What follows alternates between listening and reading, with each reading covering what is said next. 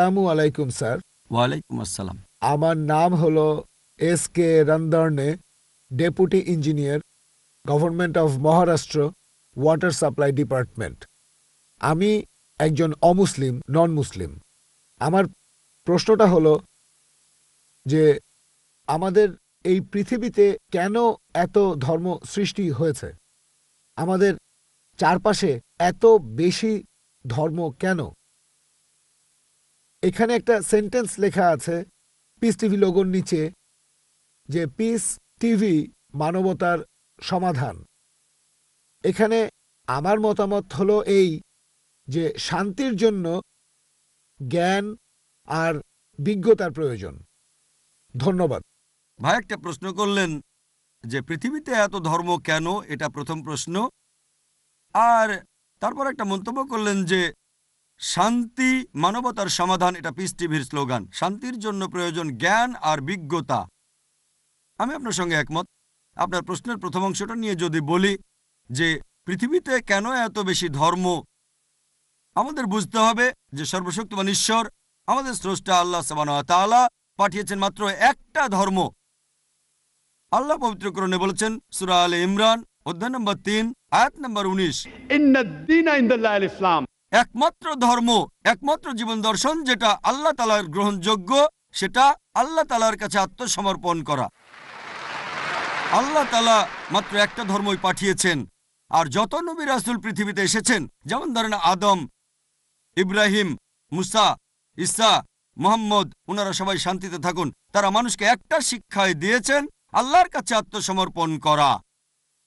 এখন আরবি ভাষায় যদি কেউ আল্লাহ তাআলার কাছে আত্মসমর্পণ করে তাহলে তাকে বলা হয় মুসলিম।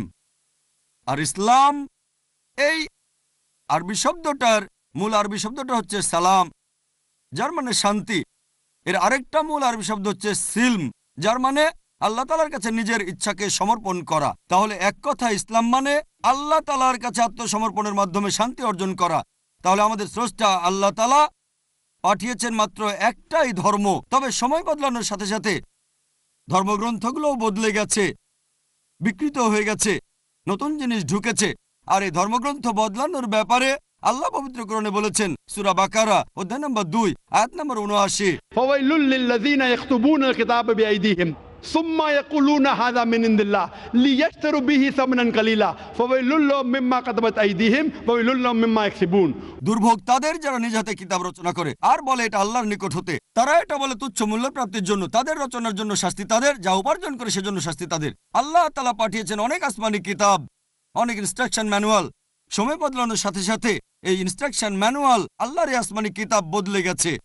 যখন কোনো কিতাব বিকৃত হয়ে গেছে, আল্লাহ নতুন রাসূল পাঠিয়েছেন আর নতুন কিতাব। এইভাবে অনেক দিন চলেছে। তারপর আল্লাহ পাঠালেন সর্বশেষ ও চূড়ান্ত নবী মুহাম্মদ সাল্লাল্লাহু আলাইহি সাল্লামকে, আর সর্বশেষ ও চূড়ান্ত আসমানি কিতাব কোরআন নাজিল করলেন। এর আগে যেসব নবী রাসূল এসেছিলেন, আমাদের প্রিয় নবী মুহাম্মদ সাল্লাল্লাহু আলাইহি সাল্লাম বলেছেন যে আল্লাহ তাআলা এই পৃথিবীতে 1,24,000 নবী রাসূল পাঠিয়েছেন। পবিত্র কোরআনে মাত্র 25 জনের নাম বলা হয়েছে, অন্যদের নাম আমরা জানি না। হতে পারে একজন প্রশ্ন করেছিল, আপনি কি মনে করেন, একজন হিন্দু আমাকে এই প্রশ্নটা করেছিল, আপনি কি রামকে আল্লাহর রাসূল বলে মানেন, অথবা শ্রীকৃষ্ণকে কি আল্লাহর রাসূল বলে আপনি মানেন? আমি বলবো, যেহেতু নামটা কোরআন হাদিসে উল্লেখ করা নেই, আমি জানি না। আমি জানি না, হতে পারে রাসূল অথবা নাও হতে পারে, নিশ্চিত করে বলতে পারছি না।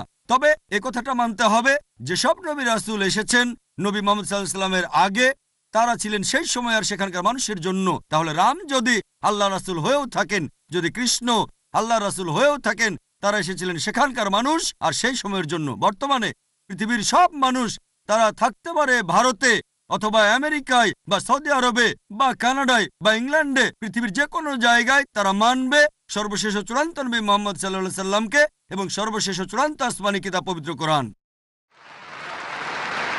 আল্লাহ আমাদের কথা দিয়েছেন সূরা হিজর অধ্যায় নম্বর 15 আয়াত নম্বর 9, যে আমি কোরআন অবতীর্ণ করেছি, সেটা আমি সংরক্ষণ করব। তাহলে আল্লাহ তাআলা পাঠিয়েছেন মাত্র একটা ধর্ম, সেটা হচ্ছে আল্লাহ তাআলার কাছে আত্মসমর্পণ করা।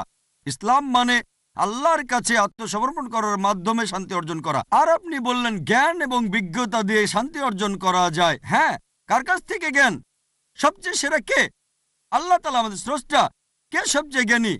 আল হাকিম, তিনি আল্লাহ সুবহানাহু ওয়া তাআলা মহান স্রষ্টা। তাহলে শান্তি অর্জনের সেরা উপায় হচ্ছে সেই জ্ঞান এবং নির্দেশনা মেনে চলা যেটা আমাদের স্রষ্টা আল্লাহ সুবহানাহু ওয়া তাআলা পাঠিয়েছেন। আশা করি উত্তরটা পেয়েছেন। ধন্যবাদ।